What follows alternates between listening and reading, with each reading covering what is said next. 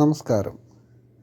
നമ്മൾക്ക് ആർക്കെങ്കിലുമൊക്കെ നമ്മൾ വിചാരിക്കുന്ന ആൾ നമ്മളെ തന്നെ ശ്രദ്ധിക്കണം, അല്ലെങ്കിൽ ആ വ്യക്തി നമ്മളെക്കുറിച്ച് ഓർക്കണം, ചിന്തിക്കണം എപ്പോഴും എന്ന് തോന്നാറുണ്ടോ? അത് കൂടുതലും നമുക്കൊരു വ്യക്തിയോട് ഇഷ്ടമുണ്ടെങ്കിലാണ് നമുക്കങ്ങനെ തോന്നുക. ആ വ്യക്തി നമ്മളെക്കുറിച്ച് ഓർക്കുന്നുണ്ടോ അല്ലെങ്കിൽ നമ്മളെക്കുറിച്ച് ചിന്തിക്കുന്നുണ്ടോ എന്നൊക്കെ നമുക്ക് ചിലപ്പോൾ തോന്നും. അത് നമ്മൾക്ക് അതിന് കഴിയുമോ എന്നുള്ളതാണ് ഇപ്പം ഇന്ന് നോക്കുന്നത്. തീർച്ചയായിട്ടും നമുക്കത് പറ്റും. നമ്മൾ വിചാരിക്കുന്ന വ്യക്തി നമ്മളിലേക്ക് തന്നെ ആ വ്യക്തിയുടെ ശ്രദ്ധയും ചിന്തയും നമ്മളിലേക്ക് കൊണ്ടുവരാൻ തീർച്ചയായിട്ടും നമുക്ക് കഴിയും. പക്ഷെ അതിന് ചെയ്യേണ്ടതായ കുറച്ച് കാര്യങ്ങളുണ്ട്. ആ കാര്യങ്ങൾ അതിൻ്റെ കറക്റ്റ് പോലെ ചെയ്തു കഴിഞ്ഞാൽ തീർച്ചയായിട്ടും ആ വ്യക്തിയുടെ ശ്രദ്ധ പിന്നീട് നമ്മളിലേക്ക് വരും. അതിനാദ്യം നമ്മുടെ മനസ്സാണ് ക്ലിയർ ചെയ്യേണ്ടത്. കാരണം നമ്മുടെ മനസ്സിൽ നിന്ന് പോകുന്ന വൈബ്രേഷനും ആ വ്യക്തിയുടെ വൈബ്രേഷനും കൂടി യോജിക്കുമ്പോഴാണ് ആ വ്യക്തി നമ്മളെക്കുറിച്ച് കൂടുതൽ ചിന്തിക്കാൻ തുടങ്ങുന്നത്.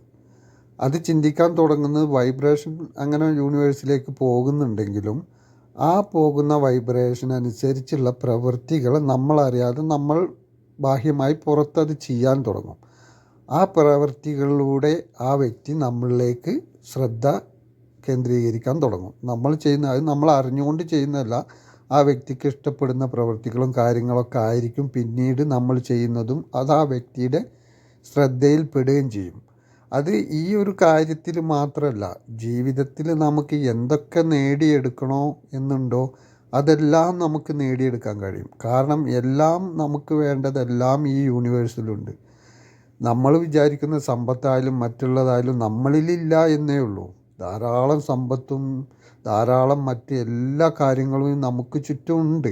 പക്ഷെ അത് നമ്മളിലേക്ക് എത്തുന്നില്ല എന്ന് മാത്രം. നമ്മളിലേക്ക് എത്താൻ അത് പല കാരണങ്ങളുമുണ്ട്. എത്താതിരിക്കാനുള്ള കാരണങ്ങളുണ്ട്, എത്താനുള്ള കാരണങ്ങളുണ്ട്. അതിൽ കൂടുതലും നമുക്ക് എത്താതിരിക്കാനുള്ള കാരണങ്ങളാണ് നമ്മളിൽ മുന്നിട്ട് നിൽക്കുന്നത്. അതുകൊണ്ടാണ് അതൊന്നും നമ്മളിലേക്ക് എത്താതെ ഇങ്ങനെ വഴിമാറി നിൽക്കുന്നത്. അത് എത്താൻ വേണ്ടി അത് അറിഞ്ഞുകൊണ്ട്, നമ്മളത് അറിയാതെയാണ് ഇപ്പോൾ ജീവിച്ചു പോകുന്നത്. എങ്ങനെ ചെയ്യണം, എന്ത് ചെയ്യണം, ഇതൊന്നും അറിയില്ല. നമ്മളങ്ങനെ ജീവിച്ചു പോകുന്നു. അതുകൊണ്ട് അത് എത്താതെ ആ ബ്ലോക്ക് അങ്ങനെ നിലനിൽക്കുന്നതുകൊണ്ട് നമ്മളിലേക്ക് ഈ വിചാരിച്ച കാര്യങ്ങൾ ഒന്നും എത്തുന്നില്ല. ഒരു വ്യക്തിയുടെ ശ്രദ്ധയായാലും സമ്പത്തായാലും സൗഭാഗ്യമായാലും ഒന്നും നമ്മളിലേക്ക് എത്താതെ പോകുന്നത് ഈ നെഗറ്റീവായ ബ്ലോക്കുകൾ നമുക്ക് ചുറ്റും നിലനിൽക്കുന്നത് കൊണ്ടാണ്. അപ്പോൾ ആ ബ്ലോക്കുകൾ മാറ്റിക്കഴിഞ്ഞാൽ തീർച്ചയായിട്ടും നിങ്ങൾ വിചാരിക്കുന്ന കാര്യം വളരെ ഈസി ആയിട്ട് നടക്കുന്ന. അതിന് നമ്മൾ ചെയ്യേണ്ടത് ആദ്യം നമ്മുടെ മനസ്സിലുള്ള ബ്ലോക്കുകൾ, നമ്മുടെ മെൻ്റലി വരുന്ന ബ്ലോക്കുകൾ നമ്മളത് ഒഴിവാക്കുക എന്നുള്ളതാണ്. അത് ഒഴിവാക്കി കഴിഞ്ഞാൽ ഓരോന്നായിട്ട് നമ്മളിലേക്ക് വരാൻ തുടങ്ങും. നമ്മൾക്ക് സ്നേഹത്തിൻ്റെ വൈബ്രേഷനും മറ്റുള്ള കാര്യങ്ങളും ഒക്കെ നമ്മളിൽ നിന്ന് പുറത്തു പോകാൻ തുടങ്ങുമ്പോൾ, നമ്മളിൽ നിന്ന് സ്നേഹത്തിൻ്റെ വൈബ്രേഷൻ പുറത്തു പോകാൻ തുടങ്ങുമ്പോഴാണ് നമ്മൾ ഏത് വ്യക്തിയെക്കുറിച്ച് ചിന്തിക്കുന്നോ ആ വ്യക്തിയുടെ വൈബ്രേഷനുമായിട്ടൊക്കെ അത് പെട്ടെന്ന് അലൈൻമെൻറ്റിലാവുള്ളൂ, പെട്ടെന്ന് അത് യോജിക്കുള്ളൂ. അപ്പോഴാണ് നമ്മളിലേക്ക് ആ വ്യക്തിയുടെ ശ്രദ്ധ വരുന്നതും കാര്യങ്ങളും. അതിന് നമ്മളിൽ നിന്ന് പോകേണ്ട ആ വൈബ്രേഷൻ വളരെ ക്ലിയർ ആയിരിക്കണം. അത് ക്ലിയർ ആവണമെന്നുണ്ടെങ്കിൽ ആദ്യം നമ്മളിൽ സ്നേഹമുണ്ടാവണം, നമ്മളിൽ സ്വയം സ്നേഹമുണ്ടാവണം. ഇതെല്ലാം നമ്മളിലേക്ക് വരണമെന്നുണ്ടെങ്കിൽ, നമ്മളിങ്ങനെ പറഞ്ഞതുകൊണ്ടൊന്നും ഒരു വ്യക്തിയിലേക്ക് അത് വരില്ല. ഈ വീഡിയോ കേട്ട് നിങ്ങളങ്ങനെ പോകുമെന്നല്ലാതെ അതൊന്നും വരില്ല. അപ്പോൾ അതറിയണമെന്നുണ്ടെങ്കിൽ നിങ്ങൾ ലോ ഓഫ് അട്രാക്ഷനെ കുറിച്ചും അതിൻ്റെ തിയറിയെക്കുറിച്ചും നിങ്ങൾ മനസ്സിലാക്കിയാൽ മാത്രമേ എങ്ങനെ ഇതെല്ലാം നമ്മൾക്ക് ആകർഷിച്ചെടുക്കാൻ പറ്റും എന്നുള്ളത് നമുക്ക് മനസ്സിലാക്കാൻ പറ്റുള്ളൂ.